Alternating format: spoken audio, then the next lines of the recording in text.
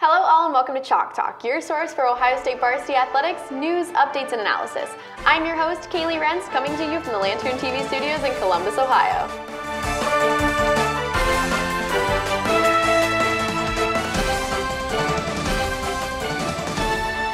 I'm joined by senior Lantern reporter Andrew Todd Smith, and our assistant sports director Aaron Yarian is in studio, but he will be directing the show this week, so he's going to be a behind-the-camera guy just, for this week. Definitely. Kaylee, let's break down some Buckeye action. Lots of sports happening. It's a good time of year. Multiple sports. Football, basketball's gearing up, ice hockey. Lots to talk about. Well, first, let's go back to the Ohio State football team against the Minnesota Gophers. Ohio State won 31-24. Ohio State, they seemed really speedy for the Gophers. Andrew, what did you see from, got to talk about JT Barrett at least a little bit here. Absolutely. His performance earned him his Big Ten Freshman of the Week award, his second Earl Campbell Tyler Rose award. He won the same honor against Maryland earlier in the season, but JT Barrett was the leading rusher in the game. 189 on the ground. He's 64% passing on the season. He's in Heisman contention, Kaylee. Absolutely surpassing expectations. We've been analyzing his play throughout the season, but he's on another level. People are talking about him, in the national spotlight now. 2 back-to-back wins over ranked opponents on the road. Joey Bosa, also a little bit of breaking news, was announced as one of 4 finalists for the Rotary Lombardi Trophy, which is awarded annually to the top lineman or linebacker. So congratulations to Joey Bosa, up against some stiff competition there. But the Minnesota game, Ezekiel Elliott, no question about his ability, but JT Barrett giving him a run for his money, literally. Elliott, though, on pace, if he gets 66 yards on the ground against Indiana this coming weekend, will be the 31st 1,000-yard rushing performance in Ohio State history. So let's talk about Indiana now. Yeah, so Ohio State, they're 1 win away from clinching a spot in the Big Ten title game. So with Indiana coming up, after a Winter Wonderland game, Ohio State will be hosting its last 2 final regular season games. We're going to have the Indiana Hoosiers. So Indiana down to their 3rd string quarterback. We've heard that a lot. So what do you see coming from Indiana? Yeah, so Ohio State shouldn't struggle too much with this team. They just have to make sure they don't look ahead to that Big Ten championship, the Michigan game, that kind of thing. They need to stay focused. As you said, Indiana just decimated by injury. They're down to Xander Diamont, their true freshman quarterback. This is going to be his 5th career start. Nate Sudfeld was out for the season after he had to get shoulder surgery after the Iowa loss. So 5 straight losses. They're winless in conference. They do have a marquee win, if you want to call it that, against Missouri from earlier in the year. But this team is not going to be too much of a challenge for Ohio State if they keep doing what they've been doing. But we've mentioned Tevin Coleman in the past. He's an outstanding rusher. He is the all-purpose yardage monster for the Indiana Hoosiers, 181 yards a game, and he's in contention for the Doak Walker Award, semifinalist in there, as well as being up in the running for the Maxwell Award. So this guy is the Indiana offense, the 11th ranked rushing offense. Ohio State, however, 30th ranked rushing defense in the country. To kind of prognosticate what Ohio State is what they're going to be able to do against Coleman, right? So Coleman, talking similar head-to-head opponents, Coleman faced Penn State and Michigan State, just like Ohio State did, right? Now, he had 71 yards against Penn State. He had 132 against Michigan State. Against those same units, Ezekiel Elliott had more rushing yards. So in other words, Tevin Coleman is getting less yardage on the same opponents that Ezekiel Elliott had success against, I don't think that he'll have enough of a punch in the offensive game to make Ohio State need to sweat. So he's going to run the ball, he's going to get yards, but they shouldn't struggle. What is your score prediction? Okay, so I think we've been a little off the last couple weeks. You were closer.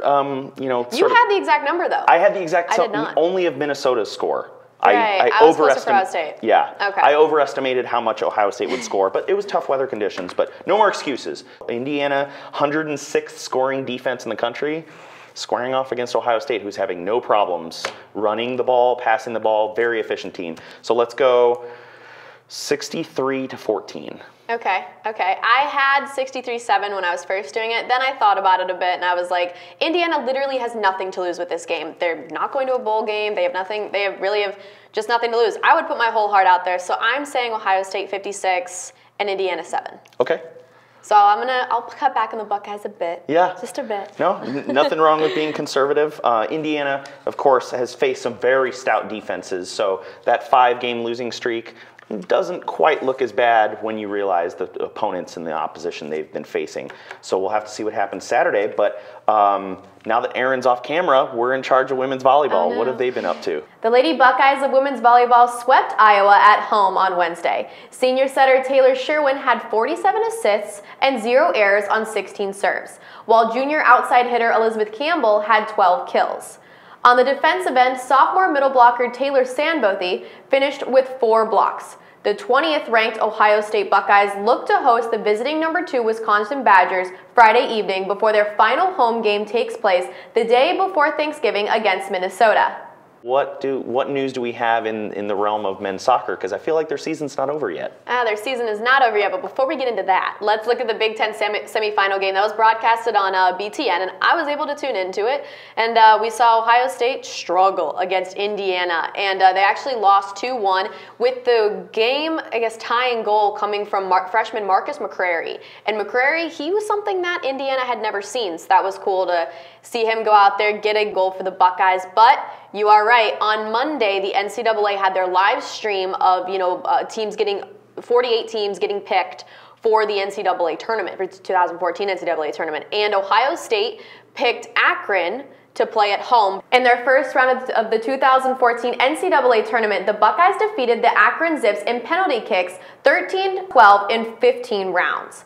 The Akron Zips took the lead in the first half going into halftime. The Buckeyes tied the game in the second half off a kick from Liam Doyle to Kyle Culbertson on the right side of the goal, granting Doyle the assist and Culbertson the goal.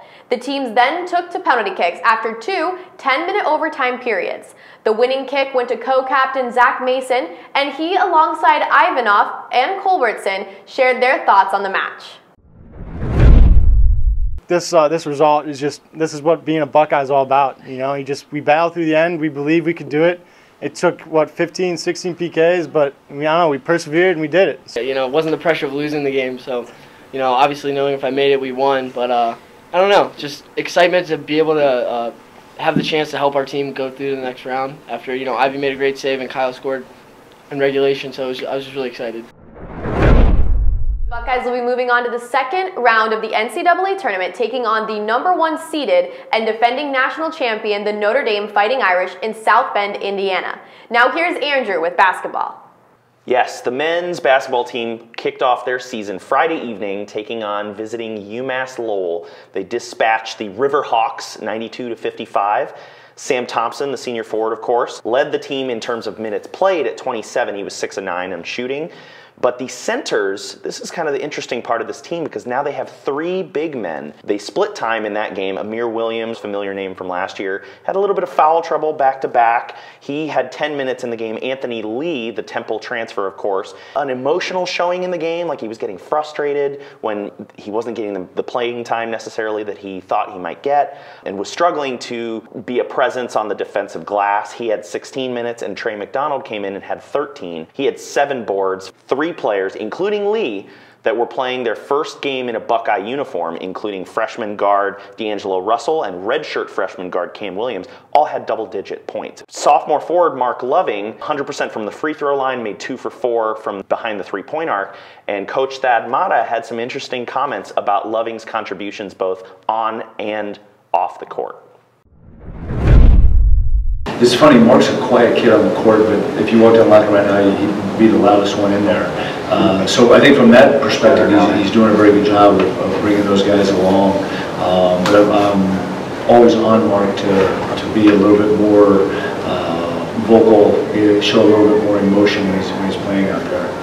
I mean, D'Angelo Russell is as good a freshman as I've seen. I spent 13 years coaching in the ACC, in the Big East. I've seen some pretty good players, and he looked as good as any of them that I saw. I mean, at his size, he handles the ball, he plays poised. I mean, he's going to be a really, really good player. I think we did a better job of controlling basketball in the first half. The second half, we allowed them to get inside of our zone. We allowed them to put us in some scramble situations. That's not good for us. They put some points on the board in the second half. We got to do a better job of controlling the ball and dictating what the other team does.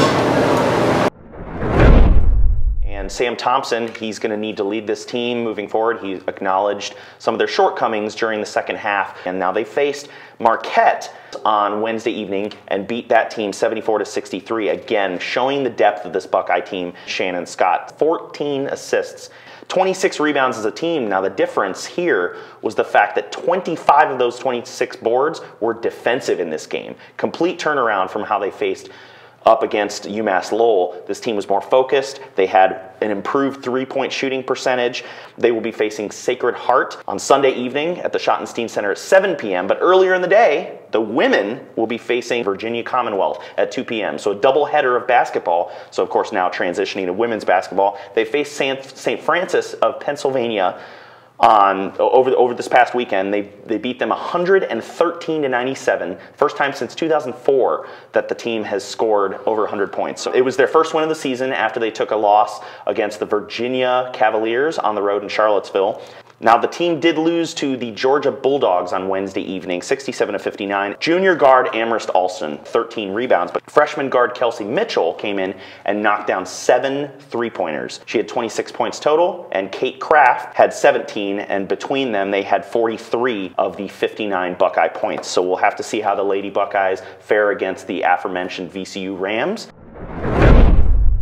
Now moving on to the world of ice hockey, they faced off against the Bowling Green Falcons, and they split a home-home series with the Falcons, similar to what they did with Miami. On Friday, the men were able to get the win finally. They won 3-2 with 3 late goals in the third period. Matt Weiss, who's a freshman this year, Tyler Lundy, and Anthony Greco, he had the game winner. Saturday, the Buckeyes, same score, but they lost 3-2. And the Falcons scored their game winner with 2:40 left in the third period. And so the two Buckeyes that scored were Josh Healy and Nick Schilke. The Buckeyes will be coming home again for the entire series of their Big Ten opener against the Michigan State Spartans. They will be playing Thursday night and Friday night, so we'll have to see how the Buckeyes fare in their first Big Ten matchup against the Michigan State Spartans. Now moving back into St. John Arena, the Ohio State wrestling team had their home opener against Kent State, and then they moved out over the weekend. They went and played Army and Arizona State in New York. So this week, in the 125-pound class, Nathan Tomasello beat all 3 teams. He is still undefeated. And then a banner fell at home for 3-time NCAA champion Logan Stieber, who took down all 3 teams as well in the 141 weight class. The senior also had a little bit of a comment about his final home opener. It's kind of crazy how fast it goes. When I was a freshman, I never thought, I was like, oh, it's never going to be here. It's here now, the last home opener, I guess. I love being here. The fans were great tonight. The student section was awesome tonight. It was packed over there, so it's cool. It's really cool. It's going to be sad definitely when it's over, but right now I'm enjoying it. Logan Stieber, a very familiar name on this Ohio State campus, of course, gunning for his 4th consecutive national championship as an individual. But as this team progresses forward and tries to get their first team title, you have incoming freshman, and captain Kyle Snyder. What is sort of the feedback that the rest of the team is giving you as they kind of launch into the heart of their season? Head coach Thomas Ryan, he's saying that this is one of the best teams that he has coached as an Ohio State Buckeye, and also he left his comments about the injured Hunter Stieber and Bo Jordan. Cool about tonight is that you've got 2 starters out. Hunter Stieber, obviously 2-time All-American, and Bo Jordan, who's itching to get out there. And you have two backups step in. One gets a pin, and one wrestles a real tough guy. Struggles a little bit on bottom. Up and down the lineup, this is the best team that I've coached. And I think the attitude of this team, these guys are hungry. They'll be back. I mean, neither one of them have a season-ending injury.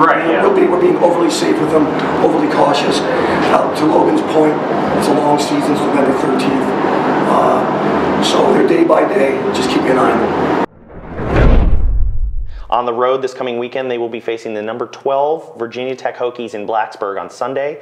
They're going to turn right around and go to Charlottesville to take on the Cavaliers of Virginia. So we'll have to see how those guys fare. But be sure to join us on Twitter at Chalk Talk OSU. We'd love to have your input. And don't forget to join the conversation, #CTOSU. But that is all the time we have for today. So I'm Kaylee Rentz for Andrew Todd Smith and our director for this show, Aaron Yarian. Thank you and goodbye.